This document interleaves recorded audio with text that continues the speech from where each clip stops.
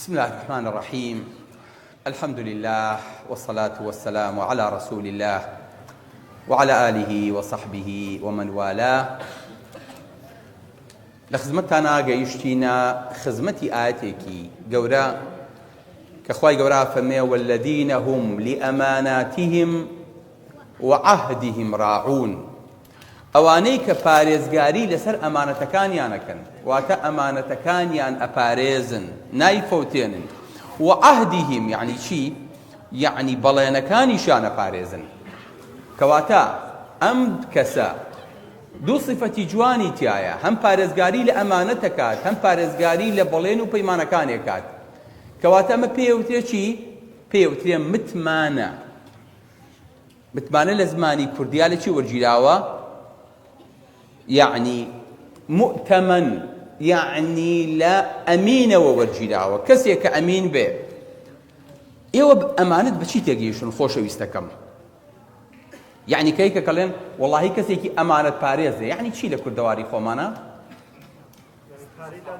عفريم يعني باري لا داني أي باريزة باريزغارية كا تشيتر قسيكي لابك عفريم سباريزة دسباك أمينة سیقە پێکراوە خاوەنی پەیمانەیە خیانەت ناکات دەم خۆش زەمانە زمان پاکە ڕازگۆیە دەم خۆش داوێن پاکە بەڵێ. خۆی گەورە فەرمێت والذین هم خۆشەویستەکانم. ئەم ئاەتە هەروە ئاوا بەسەریا تێپەڕین ئینجا ئەزانین کە با بچینێ خزمەتی ئینجا ئەزانین ئەم ئاەتە چەند جانیبی حیاتی ئەمەی گرتوتەوە، چەند وردەکاری تایە. خی گەورە فەرمێ والذین هم لأماناتهم ئەوانەی کە ئەمانەت پارێزن. بزانین جارێ ئەمانەت چییە؟ ئەمانەت خی گەورە فەرمێ إنا عرضنا الأمانة على السماوات والأرض والجبال. ئێمە ئەمانەتماندا بەسەر چییە؟ بەسەر ئاسمان و شاخ و زەویە. فأبين أن يحملنها. وتیان خوایە ئەم ئەمانەتە چییە داوتە بەسەر شانمانە؟ ئیبن عەباسە فەرمێ خی گەورە پێی فەرموون ئەمە تاقیکردنەوەیە کۆمەڵێ ئەرکانێن بەسەر شانە لە عیبادەت و لە نوێشکردن و لە ڕۆژوو لە زەکات و لە تاقیکردنەوە. ئەگەر دەرچوون پاداشتانەکەم، ئەگەر دەریش نەچوون ئەوە سزاتانەیە. فەئەبەینە ئەن یەحملنەها وتیان خوایە تو ئەو خوای ئێمە ئاوا تاقی مەکەرەوە. ئەگەر ئەمرە بەسەر چاو جێبەجێ ئەکەین، ئەگەریش تەنها پێشنیارە خوایە ئێمە لە ئاستی ئەمەیانی. هەندێک لە عولەمانە فەرمون ئەمە مەلایکەتەکانی ئاسمان بوون قبوڵیان نەکرد. تیان خوایە بەخوا شانی ئەم ئەمانەتەمان پێوە نییە. واتە والذین هم لأماناتهم ئەو کەسانەی کە ئەمانەتی ئەوانەی کە خوای گەورە لەسەری فەرز کردوون لە نوێژ لە ڕۆژوو لە زەکات لە حەج لە متمانە پێی بەخشیون ئەی پارێزن. واتە هەرچی ئەمانەتێکە خوای گەورە لەسەر شانی فەرز کردوین ئەمە ئەمانەتە ئەبێ جێبەجێیکەین. چکات بۆ ئێمە دەسەڵاتی خۆمان نییە. ئەدەی کامەی هی تۆیە خۆشەویستەکەم؟ ئەها ئەم مێشکەی تۆ نییە، ئەم چاوە هی تۆ نییە، ئەم دەست و قاچە هی تۆ نییە، ئەم ورگە هی تۆ نییە، ئەم زمانە هی تۆ نییە. ئەمانە هیچی هی تۆ نین. ئەبێ پارێزرا و ئەمین بن لەبەرەوە ئەبێ شتێکی پێجێبەجێ بکەی کە خوای گەورە پێی بەخشیویت و ئەمری بەسەرا کردووی لەسەرەوە. واتە لێرە ئەم بەخشینانە ناتوانی تۆ چابێکت بەخشی بە خۆڕایی، ناتوانی پاری لەسەر وەرگریت، ناتوانی هیچ ئەندامێکت ببەخشیت لە ژیانا بیت یاخود کۆمەڵە شەرت و شروتی خۆی نەبێ. بۆیە عولەمایان ئەفەرمون جایز نییە ئینسان گورچیلەی بفرۆشێ، جگەری بفرۆشێ، دڵی بفرۆشێ. ئەتوانێ بیبەخشێ بە برایەکی لە مردن ڕزگاری کە، چکە ئەمە زەرورەتە، بەڵام هی خۆی نییە هەتا وەکو لە دەستی بکاتەوە. و بۆشی نییە تاوانی پێ بکە. ئەم چاوە ئادەی نەزەری پێەکەی بڵێ هی خۆتە نەخێر بەچی ئەبینرێ؟ بەس پەردەی پۆشی ناوچاوت دە لێرە. خوای گەورەی لە کەمتر لە 1 ملی ماجەی کردوێتەوە، دەدانە چینە بە دوای یەکە، هەر چینە و یەک خەلەلێکی تیابێ یەک دانە لەو چینانە بینی تۆ یەکسانە بە سفر. لەبەرەوەی خۆت نییە بزانە چۆن بەکارهێنی وە لە چیا بەکارهێنیت. نەخۆشی وامان هەیە ئەڵێ کاکتۆر شەو خەوتم عەیبم نەبوو بەیانی هەستام چاوم نەیبینی هەتا ئیستا کەنەژ نابینایە بۆ هی ئەو نییە زمان بە هەمان شێوە دەم بە هەمان شێوە قاج بە هەمان شێوە ئەمانە هەر هەمووی ئەمانەتە پێدراوە ئەبێ وەکو ئەمانەت ئەگە سیارەیەکت پێ بێ کەسێ سیارەیەکت باتێ چۆن مامەڵی لەگەڵاکەیت هی خۆن نەبێ ئەڵێ تخوا دەرگاکان سووک پێوەیەن با لەسەر خۆ بڕوا کەس دەستکاریش نەکا بەخوا سیارەکەی خۆم نییە ئەمانەتە ئەم لاشەی تۆش کە سواری بوویت ڕۆحەکەت هاتووە لێی ئەخوڕێ ئەمانەتە لە هەر شوێنێکا پەکی کەوت بەجێ هێڵیت و خەیتە قەبرە و خۆ بەرزبیتەوە بۆ ئاسمان بۆ چکە ئەمە تەنها ئەمانەت پێودرا بوو بۆیە حڕیەتی تەسەڕوف نیەت یایە بە کەیفی خۆت هەڵی سوڕێنیت تۆ مولزەمیت مکەلەفیت پیاوێکی وەکو عەلی تەنتاوی شێخ عەلی تەنتاوی چیرۆکێکی زۆر خۆشە جێڕێتەوە ئەفەرمێت مزگەوتێک هەبوو لە دیمەشقا مزگەوتێکی گەورە بوو پێیانەوە مزگەوتی تەوبە بۆچی ناویان نابوو مزگەوتی تەوبە ئەڵێن چونکە کاتی خۆی شوێنی ئارەق فرۆشتن و مەلها بوو پیاوێکی موسڵمان یەکێ لە والیەکان کڕی کردی بە مزگەوت ناویان نا مزگەوتی تەوبە و گەڕانەوە بۆ خوا چونکە ئەوەی کە تایە بوو هەمووی تۆبەی کرد و گەڕایەوە بەلای خوا پیاوێکی تیا بوو ئیمامێکی تیا بوو ناوی شێخ سەلیم ئەسیوتی بوو ئەفەرمێ ئەم مامۆستایە لە مزگەوتەکەیە خۆیان حوجرەیەکی هەبوو کۆمەڵێ فەقیه هەبوو فەقیەکان ئیتر ئەڵێ بەسکێ تێر و بەسکێ برسی لەگەڵ مامۆستایە دەرزیان ئەخوێن ئەلە ڕۆژێکیان فەقیەیەکیان زۆر برسی بوو وتی ئەرێ خۆ من لەبەر برسێتی قاچم ڕێ ناگرێ با بچمە دەرەوە بزانم هیچم دەست ناکەوێ بیخۆم کاتی خۆی سەربانی مزگەوت و سەربانی ماڵەکان ئەوانەی کە کاتی خۆی لە لادەیە ژیابن سەربان بە سەربانەوە بوو ئاوا ماڵ بە ماڵەوە بوو گەڕەکەکان هەمووی ئاوا تێکەڵ کێش بوو ئەڵێ سەرەکەوێ بۆ سەربانی مزگەوت بە سەربانەکان ئایات جێش وڕ خواخواتی لە شوێنێکا لە تەنانێک شتێکی دەستکەوێ برسێتەکەی پێتێرکە ئەڵێ ئاوا چوە سەربانێک کە سەیری کرد لە خوارەوە بۆنێکی زۆر خۆشیە ئەڵڵا ئەڵێ بۆنەکە بردی ئەمیش برسی بوو هەتاوەکو چووە سەر تاوەکە کە سەیری کرد ئەمە باینجانی مەحشیە باینجان خراوەتە سەر ئاگرێکی کزی خراوەتە ژێر ئەڵێ مش لە تاوە ئیتر هیچ ئۆقەی لێ بڕا پەلاماری باینجانێکی یا هەستی بەوە نەکرد گەرمیان سارد دەڕێ خستێ دەمێەوە ئەڵێ کە خستێ دەمێەوە هەستی بە گەرمیەکەی کرد و بیری گەرمی جەهەنەمی کەوتەوە اینجا بیری خۆی کەوتەوە وتی بەخێر بیتەوە تۆ تەڵەبەی عیلمیت تۆ فەقی حجری مامۆستایت تۆ بە تەمای بەیانی ئیمامەتی بۆ خەڵکەیت و باسی ئەمانەت و باسی متمانەیان بۆ بکەیت ئێستا دانیشیت باینجانێکی دزراوە خۆیت عیب نییە بۆ تۆ پێ و حرام نییە هی تۆ نییە ئەمانەتە ئەلێ باینجانەکە زۆر لە دەمیا خۆش بوو بەس ئەڵێن چاری نەبوو دای نایە خستێ ناو تاوەکە کەسیش نەبوو لە ماڵەوە پرسی پێ بکا بڵێ کاکە جایزە بی خۆم نی خۆم پیاوی چابە لە بەرسا مردم ئەڵێ گەڕایەوە بە نک و ناهومەیی و گەڕایەوە بۆ مزگەوت کەسێکی مامۆستا دەرزەڵێتەوە ئەمیش دانیش بە دیار مامۆستاوە بڵێز ئاگای لە هیچ نەبوو بەس ئاگای لەوە بوو چۆن سکی تێرکا لەبەر برسێتی لە ئاگای لێ دەرزەکە نەبوو دوای ئەوەی کە مامۆستا دەرزەکەی تەواو کرد ئەڵێ چوم لە پەنایەکە لە سوچێکا دانیشتم ئافرەتێک هاو بەلێ مامۆستا هەندێک چپیان کرد و یا سێری مزگەوتەکەی کرد تیۆرە کوڕمەر من ژەڵە چوومە بەردەمی وتم ها مامۆستا وتیێرە کوڕم تۆ ژنیە ناوە تم نۆڵە مامۆستا ژنی چی دینارێ لە گیرفانمان نییە تیش نێنی وتم مامۆساڵم پاری نانێکم پێ نییە ژنی چی بێنم وتی کوڕم ئەم ئافرەتە مێردەکەی مردووە کەسی نییە لەم دنیاە ئەو مامەی هەیە ئەوتە لە مزگەوتە پیاوێکی پیری پەکەوتەیە هیچ کەسێکی نییە حەزەکە سەرپەرشتیارێکی هەبێ و شوو بکە ماڵێک و حاڵێکی باشیشی بۆ بەجێماوە بۆ نایی بیخوازی کۆرەوتم وەڵا مامۆستا من پێش دەسیە و دەستی تۆ ماچەکە وەڵا لە لێوانی مارە کردم مامۆستا خۆشی مارەی یەکەیە خۆی گەورە زای باتەوە ئەڵێ وتی ئینجا وتی حەڵاڵی خۆتۆ بیبەرەوە ئەڵێ کە ڕۆیشتینەوە گەیشتمە ماڵ و مەنزەری حەوشەکەم بینی ئەڵێ یەکسەر تاوەکەم بیرکەوتەوە خۆرە ماڵە بوو کە ئێستا من تایە بووم کەسی تیا نەبوو پرسی پێ بکەن تمەز خاوەن ماڵە ماڵ نییە ئەڵێ ئاوا حەپەسام خێزانم وتی برسیتە؟ تم زۆرم برسیە. ئەڵێ تاوەکەی هێنا، واللهی باین جانە جوراوەکەی خۆمی تیا بوو، بەڵام چونکە بە حرامی دەمم بۆ نەبردە بوو، خوای گەورە کەیبانەوە کەشی کرد بە حەڵاڵم، هەمی خستە بەردەستم. ئەڵێ اینجا قسەکەم بۆ جێڕایەوە، من تۆزێ لەمە پێش لەم ماڵەیا بووم، خوای گەورە چۆن ئەم دەوری جێڕایەوە.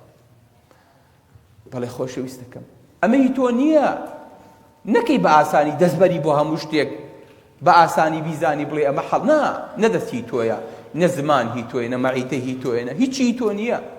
خوای گەورە بەخشیوێتی و ئەمانەتە لای تۆ، نابێ لە حرامە بەکاری بێنیت.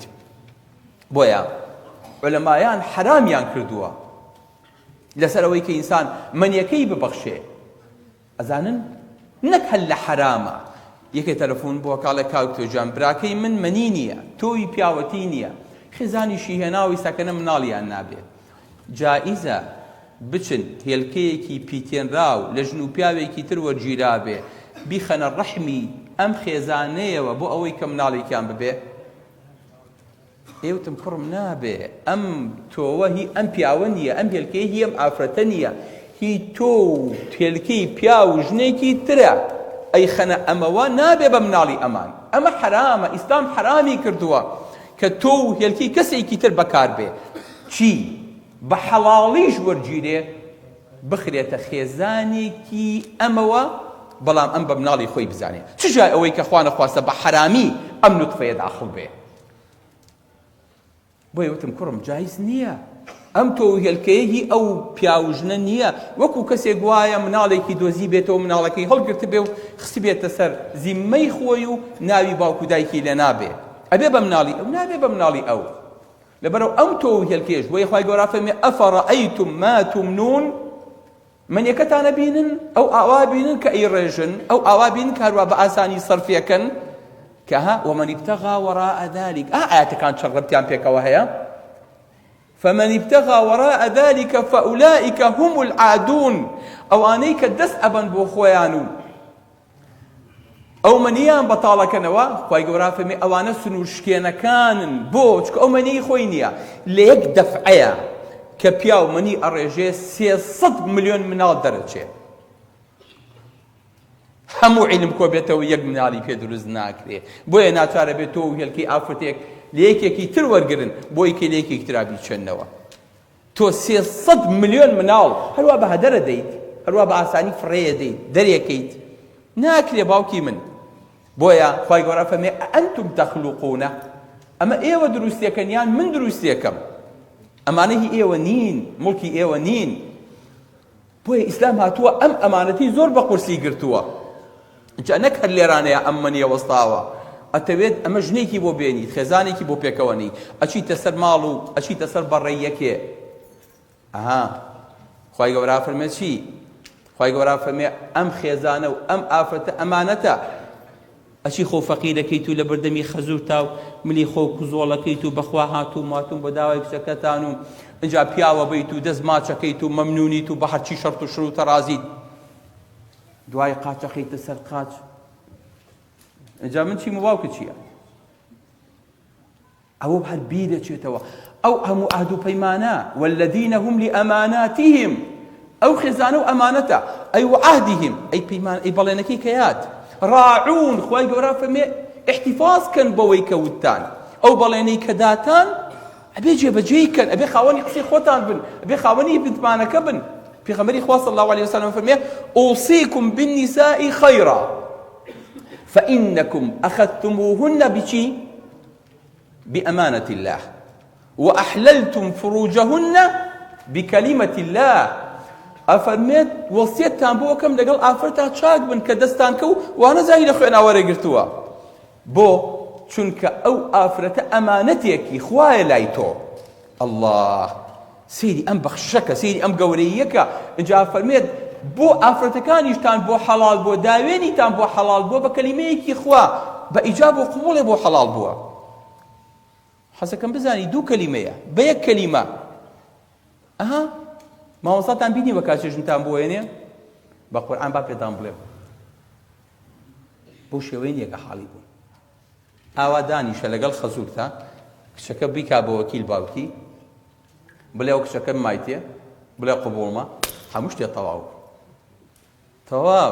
ئیتر نەچن ئەو خۆ دامەژووکەن 2 ساعات و وەرن و بڕۆن و بیهێن و بیبەبنە هیچی ناوێت مامۆستا 2 شایەتی لێبێ وەلی ئەمرەکەی لێبێ ئافرەتەکە قبوڵ کات تۆش قبوڵی کەیوتی ئەوە کچەکەی خۆم بیایتێ ئەوە قبوڵم کرد تابوو بە خێزان نەکەن بەستۆ بە تۆم قسەیەشکەن یەکسەر حەڵاڵە بێ اثنان جدهن جد وهزلهن جد پێغەمبەری خوا صلی الله علیه و سلم بە کەلیمەیەکی خوا بەتان حەڵاڵ بووە ورە ئەمانەتە لاتان هەروە بە ئاسانی نەچن لە دەستی بن نەچن بیدۆڕێنن ئیسلام ئابە و شێوەیە مامەڵە لەگەڵ ئافرەتاکە بە سووکی نایدا بە سووکی نایبەخشێ بەڵام کە ئەیداد اینجا بە قورسی ڕایەگرێ بە سنگینی ئافرەت ڕاگرێ لەسەر جادە ئافرەت ناگرێت و بڵێ هەلەو دوای بێنتە سەر جادەکە بەڕڵای کا بڵێ بای وەڵی ڕۆژێکیان شەوێکیان لە بەریتانیا بوو سبحان الله چ مەئساتێ بوو برایانتیان کا دکتۆر لەگەڵ کۆمەڵی دکتۆرا بوون ئێستا لەوشێ دکتۆرەکان حزوریشان هەبێ لێرە پیاسەیە بکەین بەناو بازاڕات بەو شەوە ئەو هەموو کچە جوانە ئەو هەموو ئافرەتە ئەو هەموو لەسەر ئەو جادەیە اینجا قەرار بوو شەو ئەمانە بچن سەرخۆش بکرێن اینجا لەسەر ئەو جادەیە بەڕشانەوە و بە بێهۆشی ئەکەوتن یەکێ مەگەر لە ڕای خوایە بیبرنایەتەوە ماڵەوە لە ڕای خواشی تیانە نەیکەن بین وەڵای لە ڕای خوایە دانەیەکە بمەوە باشە بەڵام سبحان الله ئەم ئافرەتە جوانە سوور و سپیە باڵا بەرزەقە باریکە ئەو نەسووک و سەلیم کەوتووە لەسەر ئەو جادەیە خوایە تێکی هەڵیگرێ بیباتەوە هەر تۆ زێڕشانەوەکەی لێکاتەوە ئافرەت لەوێ ئافرەت لێرە زانە جیاوازیەکان چۆنن پێغەمبەری خوا صلی الله علیه وسلم فەرمێ ئەمە ئەمانەتن لای ئێوە نەکەن ئەم ئەمانەتە هەروە بە ئاسانی لەدەستبەن بۆیە خۆشەویستە ئێمە هەروازانی ئەمانەت پارەیە بەڵێ پارەیە هەتا وەکو ئەچی پارەکە وەرەگری بە قوربانە بم وەڵی لێ بخەوما و بە قورئان قستی شتەکەم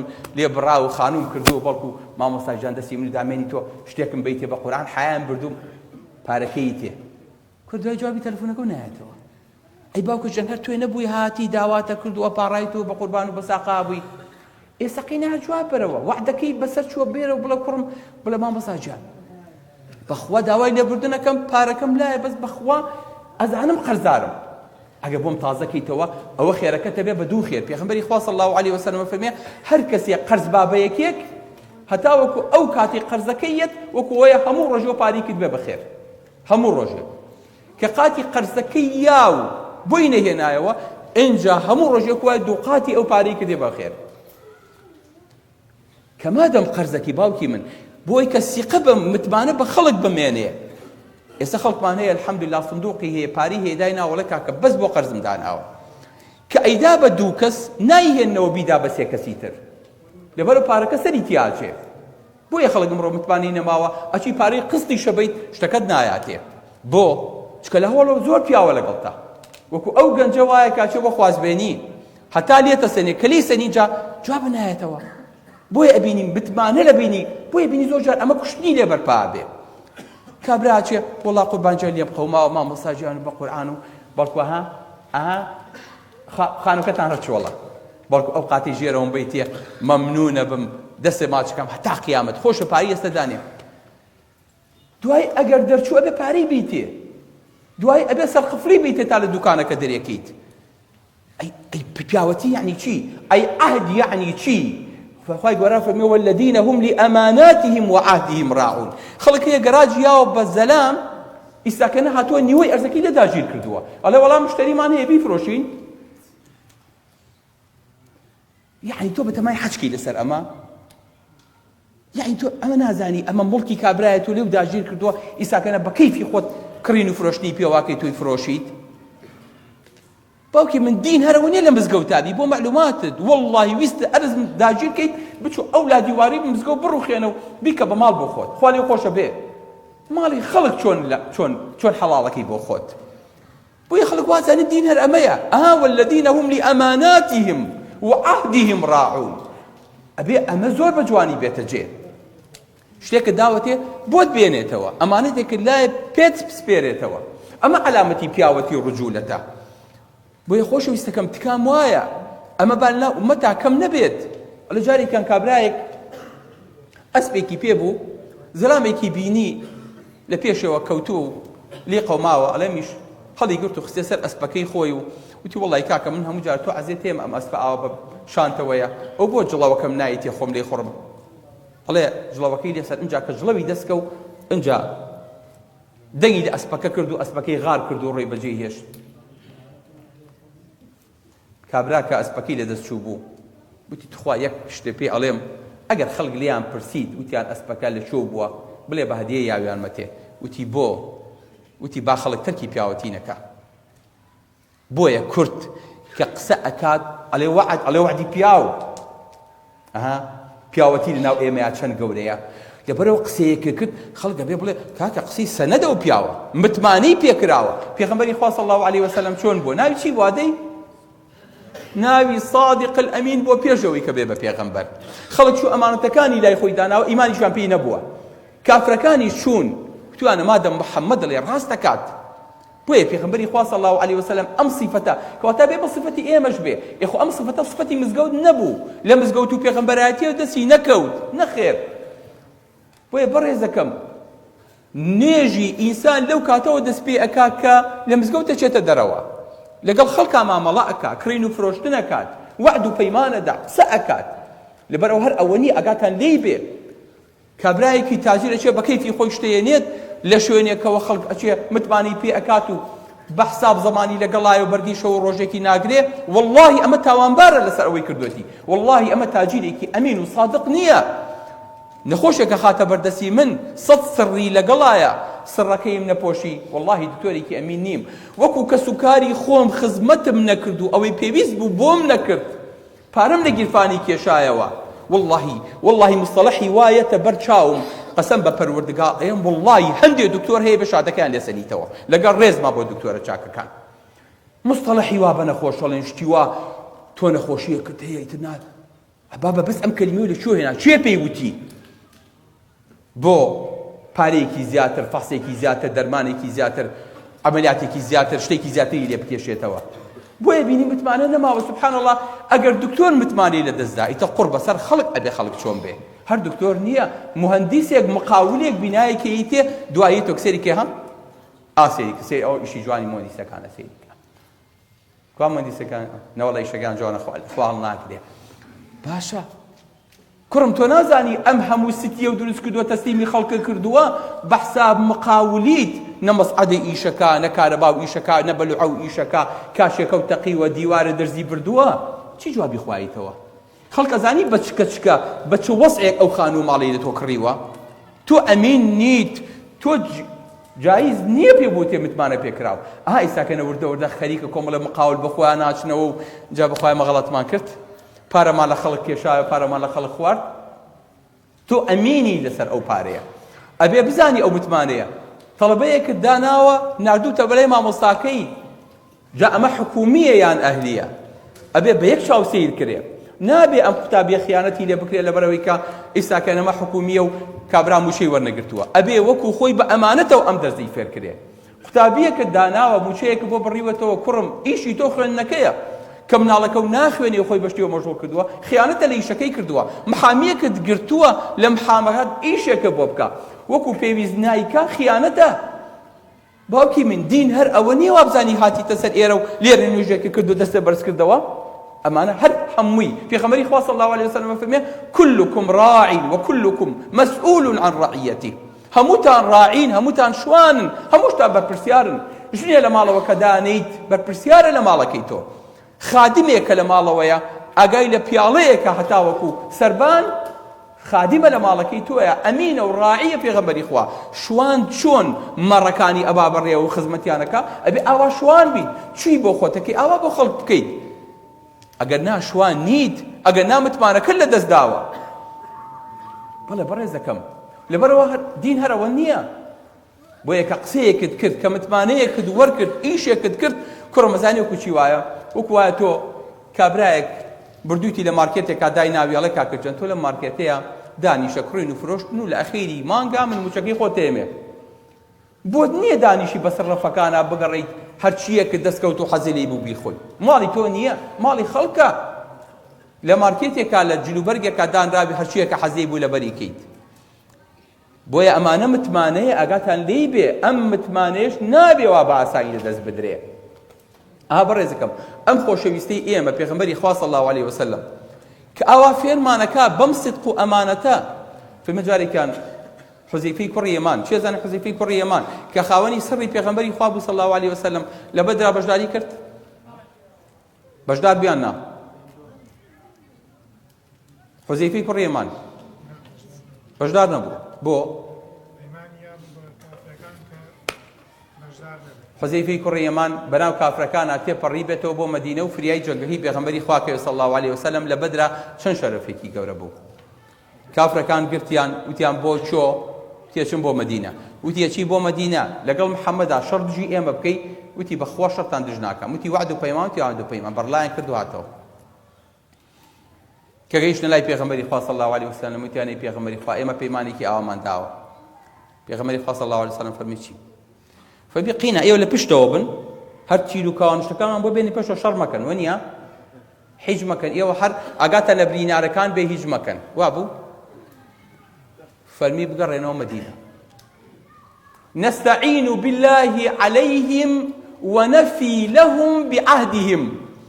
فەرمی پشت بەخوا ئەبەستین لە دژیان و پەیمانەکەشیان بۆ جێبەجێەکەی. لە کاتی گەرمەی شەڕا یەکەم شەڕ یەکلاکەرەوەی موسڵمانان و کافرەکان پێغەمبەری خوا 314 کەسە خواخوایەتی بێ بە 316 کەس حوزەیفە باوکێنێرێتەوە بۆ مەدینە ئەفەرمێ خۆمان شەڕەکەین ئێوە بڕۆنەوە. لەگەڵ کافریشا پێغەمبەری خوا صلی الله علیه وسلم پەیمانی هەبووە. ئێمەش کابرایەت کۆکە کۆکێتی تووشی سەد نەخۆشی بووە ئەڵین باوە جاجگەرەکە تەرکە نێرگەلەکە بەسەر چاو کاک توێژدا تەرکێکە وعدی پیاو جا بۆ سوعبەت لەسەر کارتەکەیانە نووسم ئەمە بۆ بە پیاو نێرگەلەی تەرک کردووە هەر ڕێک بۆی هینەکەم بۆی مۆرەکەم ئەلەم کۆراخە دوای نووسیمەوە بۆ بە پیا وعدی پیاوی وە دوایی نەچی پەشیمان بەخۆیان کاک تۆ وعدی پیاو لەو ساوێتەوە کەسێرەکەم بەخوا کاک توێژان جارجار نییە بەخوا زۆر زەکەمم کردوتەوە بەس هەر جارجار نییە هەر لە مناسەبات و لەگەڵ ڕەفیق خوشتا ئەی کوڕم تۆ وعدی چی یابم ئەی تۆ نەوە وعدەکەم ئەی وعدی پیاوی چی وڵڵاهی لەگەڵ موسڵمانە بوو لەگەڵ خەڵکا بووم ناوی نامەڵێ موسڵمان وتێتی کاک دکتۆر ئەم بینایە باشە بۆ داوە و بیکەن بە مەدرسەیەک و پەروەردەی مناڵی تیا بکەین و ئیتر بە کەیفی خۆمان مناڵەکان ماهمەی بکەین بە داعی بکەین بە پیاوی گەورە کوڕەوە ئەمە هەر قیمەتی تەواو نابێ بەخوا نەگەیشتینەوە لای خستەخانەکە وعد و بەیانی خەڵکم ناوتم کاکە بچن سەیری کۆم بزانن چۆن پارتیشنی کەین و بیناکە جاکەین و بیکەین بە بینایەکی گەورە کابرا لەواچێ نیوەی ئەم شاری هەبێ خۆزگە ئێستا گوێی لە دەنگمە بوو وەڵڵی برادەرانم ناوتم کاکە بڕم بزانن بیناکەمان و مەکتەبەکەمان بوو بەچین شڵابەتەوەی مەکتەبێکی گەورە و شارێکی پەروەردەی نمونەیی دروستکەین وەڵڵی جوابی تەلەفۆنی نایایە دوای فترەیەکی زۆر ئیشی پێم بوو لە خەستەخانە و هات و کاک دو تۆجیان و ئەو مەشروعێکی ترمان هەیە و پرۆژەیەکی تر و وتم بڕۆ خێزانە بێنە وتی بۆچیتە خۆزان خۆ نەخۆش نییە وتم من لە قسە وەرناگرم با پیاوەتێکە و ئیمزاگە خێزانێ بیکە تۆ قسە نییە کوڕم حەیبە چۆن ئینسان وا مامەڵە ئەکات هەر کورد کەوتی پیاو قسە ئەکا ئەوە سمێڵیشی لەگەڵا بایە ئێمە با دەست بە ڕیشمان نابێنی مسڵمان چۆن ئەبێ وابێت بۆیە خۆشەویستەکەم ئەمە عیبێکی گەورەیە بۆیە کە متمانت بەخشی ئەبێ لە ئاستی متمانەکە یابیت ئەبێ لە ئاستی قسەکە یابیت ئەبێ لە ئاستی وەفا و ئاهدی پەیمانەکە یابیت خەڵک پێویست ناکا عەقد و ئیمزا و پێپڕکاتەوە شایەتی لێ بگرێ بۆیە بەڕێزەکانم ئەمە دینداریە ئەها پێغەمبەری خوا صلی الله علیه وسلم جارێکیان لە مەکەیایە بە عوسمانی کوڕی تەڵحە ئەڵێ عوسمان با بچم ئەو دەرگای کەعبەیەم بۆ بکەرەوە با بچمە ناو کەعبەوە عوسمان ئەڵێ ئەمرم و ناڵم بچیتە ناو کەعبەوە هێشتا عوسمان کافرە و کلیلی کەعبەش بەدەست قوڕیشەوەیە بەدەست بەنی شیبەوەیە بەدەست عوسمانی کوڕی تەڵحەوەیە پێغەمبەری خوا صلی الله علیه وسلم فەرمووی عوسمان ڕۆژێکە بێ ئەو کلیلە ئاوا بەدەست منەوە بێ ئەیدەم بەو کەسەی کە خۆمەمەوێ عوسمانی شەڵێ ئەو ڕۆژە محەممەد جێر ئەرز بۆ من خۆشترە لەسەر ئەرز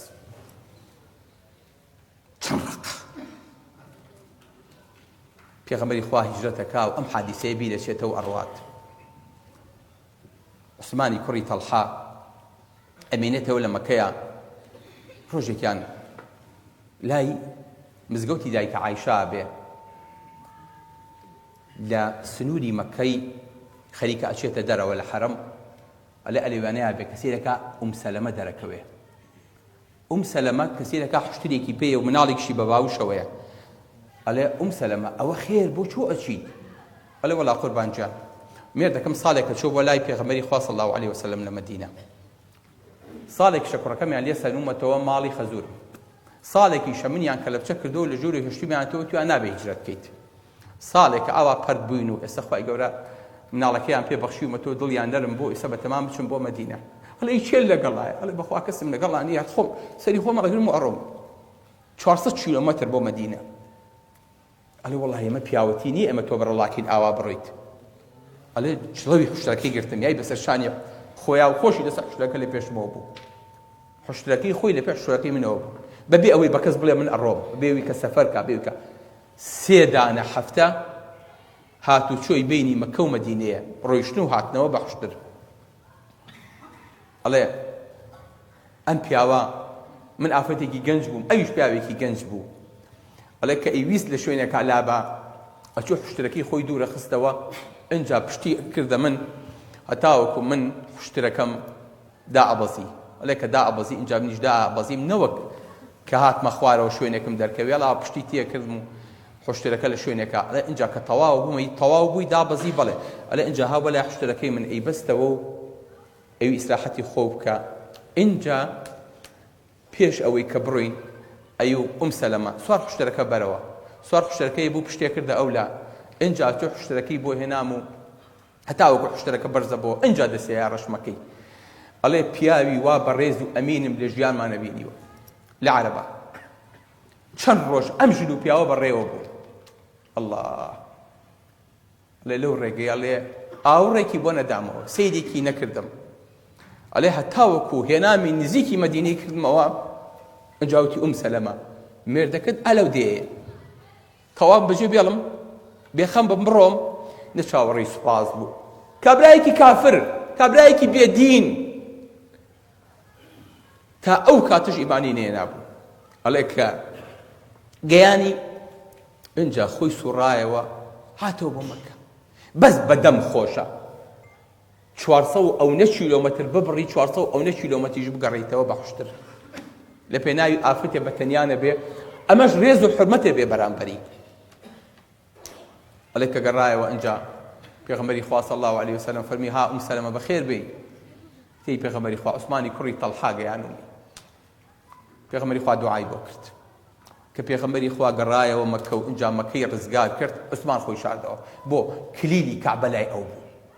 عشیرەتی پێغەمبەری خوا صلی الله علیه وسلم ئاوی حاجیەکانیانەیە، ئەمانیش کلیلی هەموو کەعبە لای ئەوان بوو. ئەمە ڕێز و تەقدیرێکی زۆر بوو. پێغەمبەری خوا صلی الله علیه وسلم فەرمی عومەر بچۆ کلیلی کەعبەم بۆ بێنە لای عوسمان.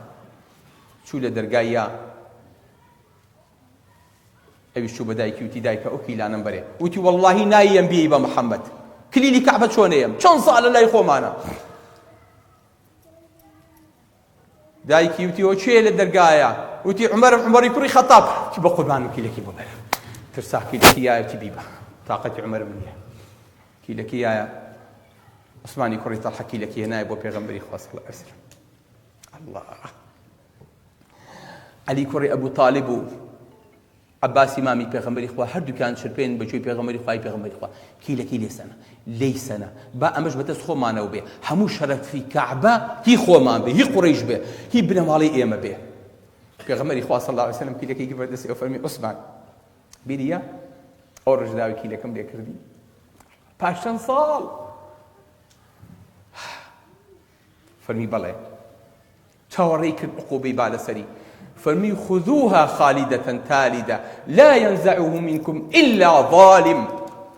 فەرمی بڕۆ پێشکەشتان بێ هەتا ئێوە بنە ماڵی بەنی شەیبە ئەم کلیلە لای ئێوە، چونکە ئەمینن ظالم نەبێ لێتان وەرناگرێ، هەتا ئێستەشی لەگەڵا بێ کەس دەی وەرنەگرتوونتەوە، هەل لە بەردەم ماڵی بەنی شەیبەیە. ئەو کلیلە نەگۆڕاوە، هەر بەو شوێی پێغەمبەری خوا بۆ ئەمانەت تەسلیمی کردن. بۆیە خۆشەویستەکەم پێغەمبەری خوا وعدیشی نەدابوو کلیلەکەی باتەوە کەچی دایەوە دوای چەند ساڵ پەیمان و بەڵێن ئێمە ئەم پێغەمبەرەمان هەیە تو ئەو خوایە عیب نییە خەڵک بڵێ تخوا بەڕاستە ها جێبەجێیەکەی پەیمانەکەم ئەیدەیتێ نەخێر کەواتە ئێمە ئەبێ هاوشێوەی پێغەمبەری خوا صلی الله علیه وسلم لەگەڵ عەهد و پەیمانەکانمانە خاوەنی متمانە بین لەو جۆرە سیفەتانەمان هەڵگرت بێ كالذين هم لأماناتهم وعهدهم راعون أقول قولي هذا وأستغفر الله لي ولكم والسلام عليكم ورحمة الله وبركاته